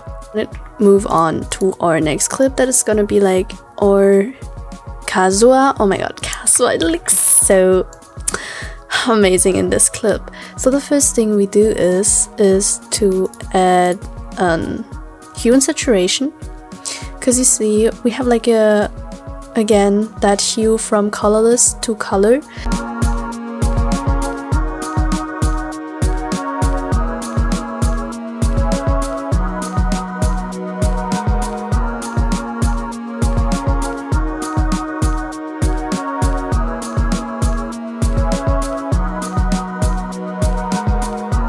With our next adjustment layer, that's gonna be like film damage, because I see we have a film damage here from the dust or what that kind of is.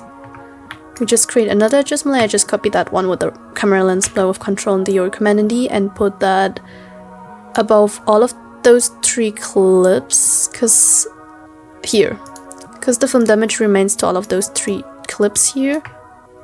So yeah, we're gonna delete the camera lens blur and search for S underlined film damage, like that. So now we're gonna look, the dust here is white and not black, like the grain, I'm sorry. So I'm gonna look, we don't have any hairs in it, so we set the hairs, we open the hair folder or stopwatch and set it to 0. Hair details. We set all of them. Want them to 0.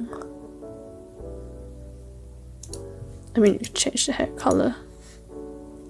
That's not hair color, that's like the scratch details. Let's set the scratches to 0. I'm sorry. I mismatched that with the hair. Then we gonna look dust details. Open it up and change the dust color to white, like this. And dust color 2 to white, that we have something like that. That we have like, you know, white grains. But the grains here are more low key and not obvious, so we gotta set the dust density down. Yeah, I have set it to 0.2. Would be good, I guess, if not play around. I mean, yeah, it's just what I use now.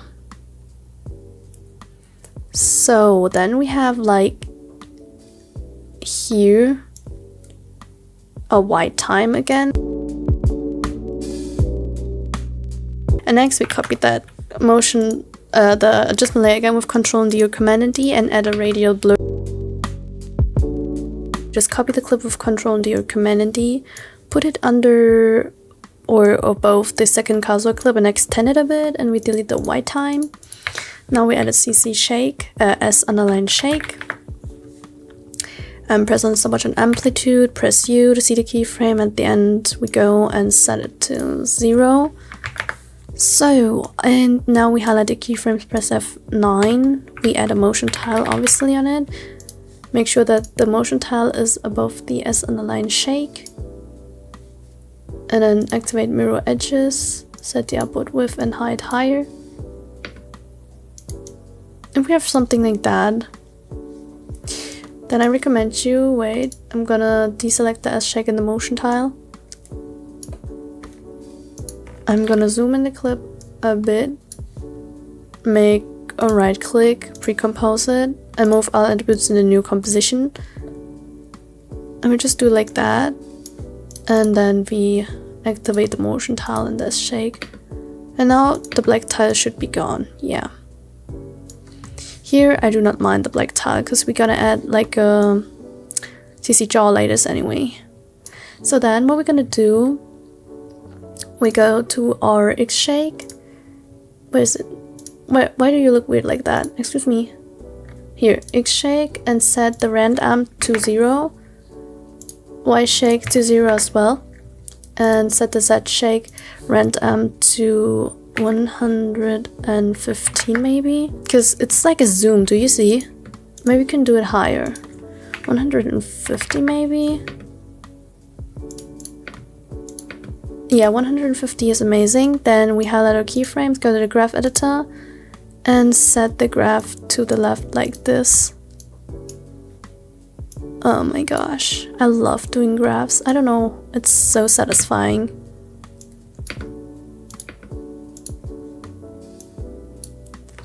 Like this, maybe? Oh, wait.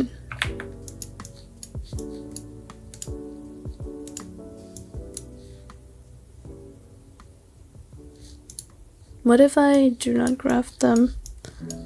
Oh my god. Why is my After Effects lagging like this? Like... set it to 5,000. Oh my gosh, I don't know what I did. 5. So this looks good now. Next clip here, that's this casual clip. And for that, we gotta add a camera lens plugin.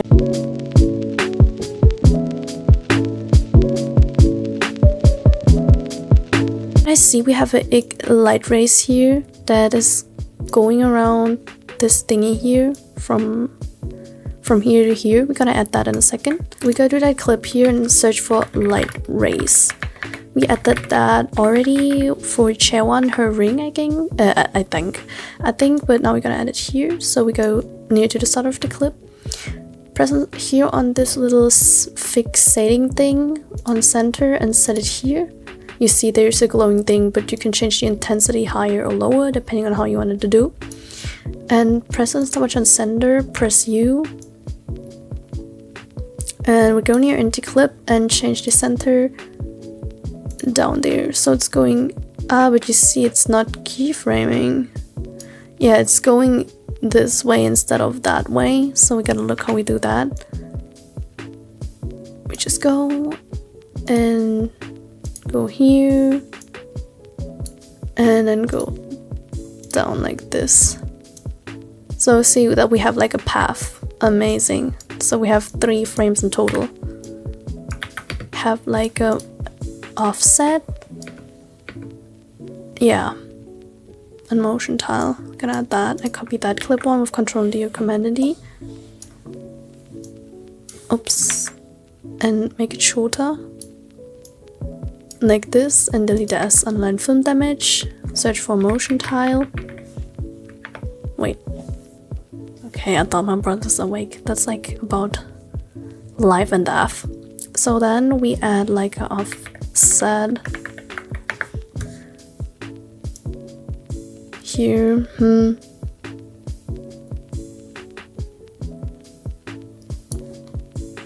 Gotta change it.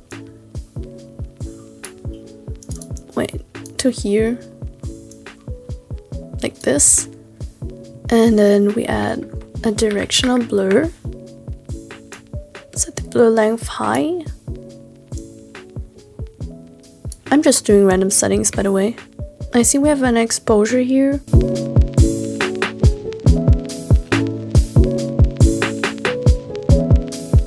Add BCC swish pan and copy that clip with Ctrl and D or Command and D and add BCC swish pan.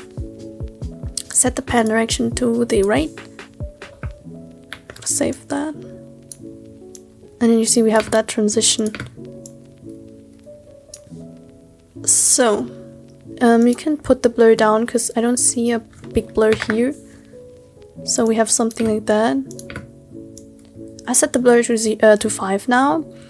And then we set or add a directional blur. And I set the blur length to 7.1. And then we go and add 2 S shakes again.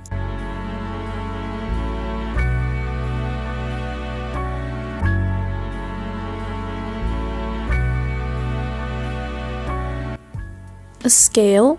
I see a scale, yeah. A scale in. So let's move on to our second last clip of Yunjin. So the first thing we do is we're gonna press S to open up the scale, press and stopwatch on scale. Yours should be on 100, but I had to zoom it in a bit because else we have those black bars that I don't want. So what I do is, so my base is 130. I go to the end of the clip and set the scale to a high number. Maybe like this. It's just a small scale, yeah. And then I highlight my keyframe, press F9, set the graph to the left like this.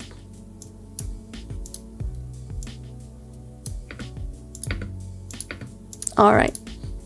And I press Shift and P to open up the position without closing the scale, make a right click, separate dimensions, and we just need the X position. And the first value is 960. And we go to the end, so it's definitely here, one frame before that ends, and set Yunjin a bit to the right. So like this, it's not really obvious. Yeah, like that. Wait, no, to the left, I mean, like this.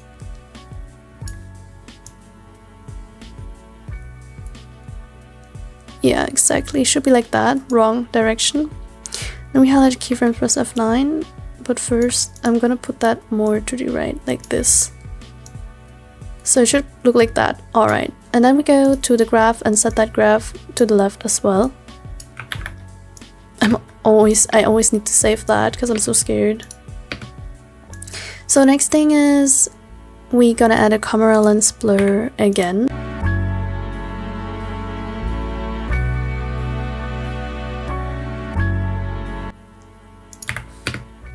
Yeah, and here I see we have a gradient vibe again, ray light here for Kazua's eye. So we gotta overlap the clip a bit.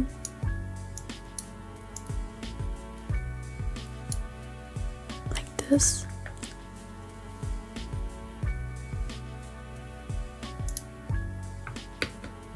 So for that we add another S shake.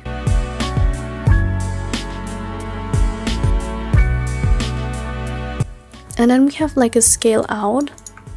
So we press Shift and S to open up the scale, press and stopwatch on scale, and then go out to the last frame and set it to 100 maybe. I mean, that depends on if your zooms is different.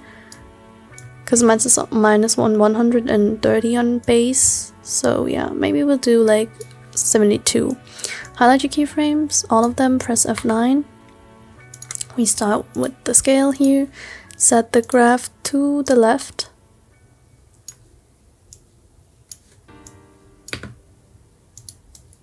To the right, I mean, sorry.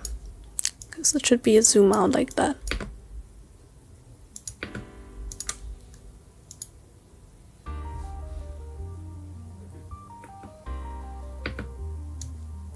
And when we set that high like this,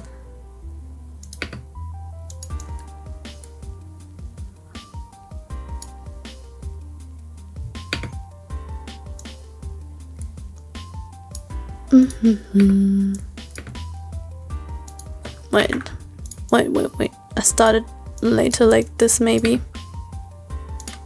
Here. Yeah, alright, here's okay, but we add motion tile. But you see, it's difficult because we have like those black borders by base from the video itself, so I make a right click, pre-compose that. And go here and add a motion tile. I delete that one. Go out of it, main, and add the motion tile here. So if it looks weird, I'm gonna go in, zoom in the clip like this, and then it should be gone. But yeah, the position is weird. So we just delete the gradient vibe here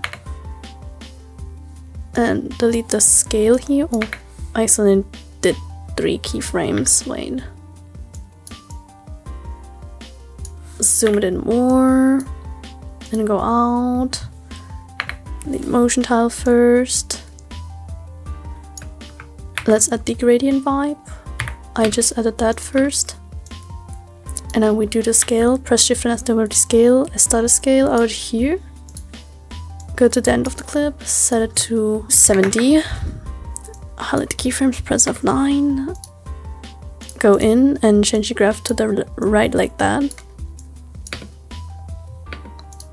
And now we're gonna add motion tile on it. Why I'm in directly at the start of it.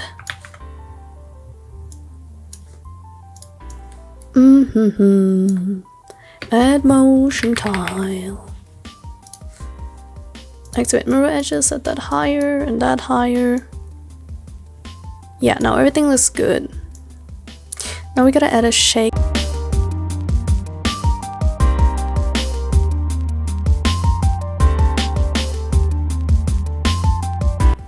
And we have here zoom out if I'm not wrong. So I'm gonna add another adjustment layer, Control Z, copy that clip, put it above, delete it and add a transform. We press on stopwatch on scale, press U to create a keyframe on the scale, no, to open up your keyframes, set that here to the end. At the start, we zoom in maybe 130, press highlight keyframes, press F9, go to the graph editor and set the graph to the left. Wait, it's gonna start here. Exactly. Wow. Wait. That's kind of...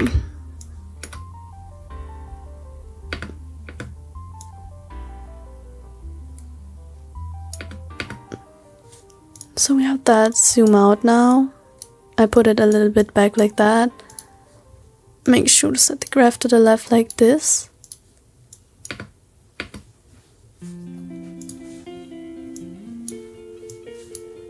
And then we add a radial blur.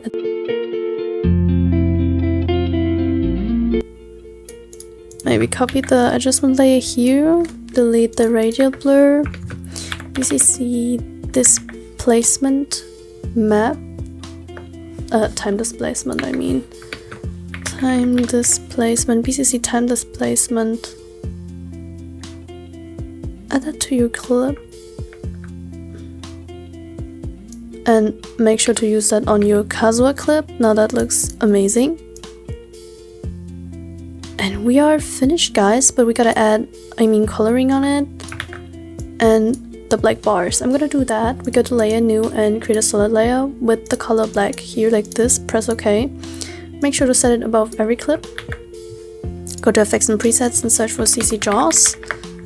Add this to your clip and set the competition, I don't know, we gotta look, but set the height to 0 and the competition maybe to 84. No, I set it to 80 maybe.